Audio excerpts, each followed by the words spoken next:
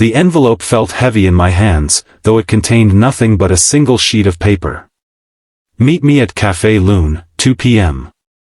Come alone. The handwriting was elegant, feminine, nothing like my boss's chicken scratch. I knew exactly who it belonged to.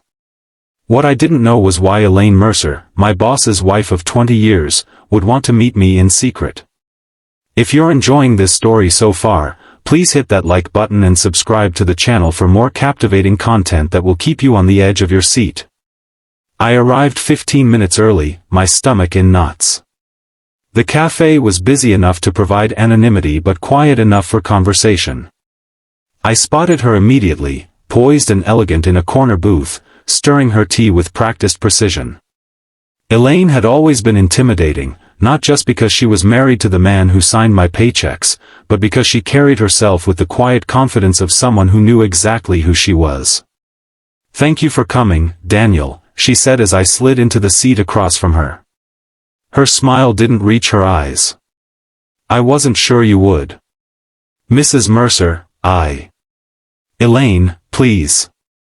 We've known each other for 5 years. 5 years of company Christmas parties and summer barbecues where I'd exchanged pleasantries with her while Richard, my boss, clapped me on the back and called me his rising star.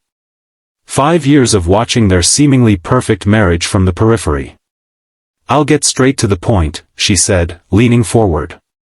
"I need your help with something, and it requires absolute discretion." I nodded, though alarm bells were already ringing in my head. She glanced around the cafe, then back at me. "Not here. Drive somewhere private." And I froze. My mind raced through every possible scenario, none of them good. Was she going to confess to an affair? Ask me to help her leave Richard? Or worse, was she going to suggest something inappropriate between us? Richard had been more than a boss to me, he'd been a mentor, almost a father figure since my own dad passed away. "I don't think that's a good idea," I managed to say. Her face fell, and for a moment, I saw something I'd never associated with Elaine Mercer before: vulnerability. "Daniel, please. It's about Richard. He's in trouble." Those words changed everything. I paid for our drinks and led her to my car, my heart pounding against my ribs. As we drove to a quiet park overlooking the city, Elaine remained silent, her hands clasped tightly in her lap. When I finally parked, she turned to me with tears in her eyes. "Richard has cancer. Stage 4. He's been hiding it from everyone at work, but he's running out of time." The world seemed to tilt on its axis. Richard, with his booming laugh and boundless energy, dying? It didn't make sense. "He doesn't want pity," she continued. "But there's something else. The company's new investors, they're planning to dismantle everything Richard has built once he steps down. They've already started moving pieces into place." I knew about the investors. They'd arrived 6 months ago with promises of expansion and growth.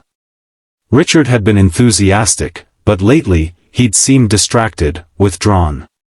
"Why are you telling me this?" I asked, though I already suspected the answer. "Because you're the only one who can stop them. Richard trusts you. He's been grooming you to take over, but he's afraid they'll push you out before you have the chance." The responsibility felt crushing. "I'm not ready for this, Elaine. I'm not him." She reached across the console and took my hand. "No, you're not. You're better in some ways. You see things he doesn't. That's why he chose you." That night, I couldn't sleep. I paced my apartment, thinking about Richard, about the company, about the future that suddenly seemed so uncertain. By morning, I'd made my decision.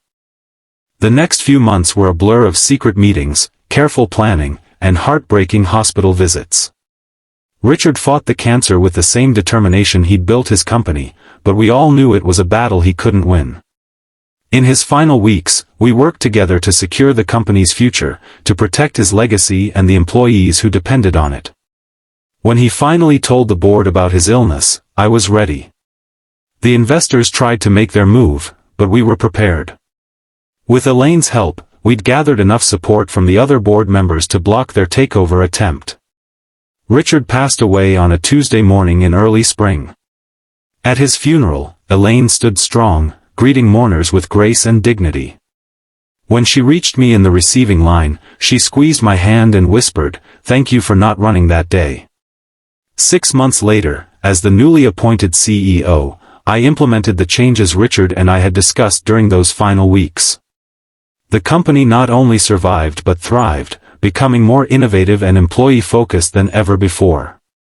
Elaine and I remained friends, bound by our shared love for Richard and our commitment to honoring his memory. Sometimes, when faced with a difficult decision, I'd ask myself what Richard would do. But more often, I'd remember what Elaine had said that day in the car: "You see things he doesn't." Years later, at the company's 20th anniversary celebration, Elaine found me by the punch bowl. "He would be proud of you," she said, nodding toward the room full of happy employees and their families. "I hope so," I replied. "I know so," she said firmly. "You didn't just preserve his legacy, you built your own." As I looked around at what we'd accomplished, I realized that the most important lesson Richard had taught me wasn't about business at all. It was about courage, the courage to face difficult truths, to accept responsibility, and to drive somewhere private when someone you respect asks for help, even when every instinct tells you to run. Sometimes, the moments that terrify us most are the ones that define us.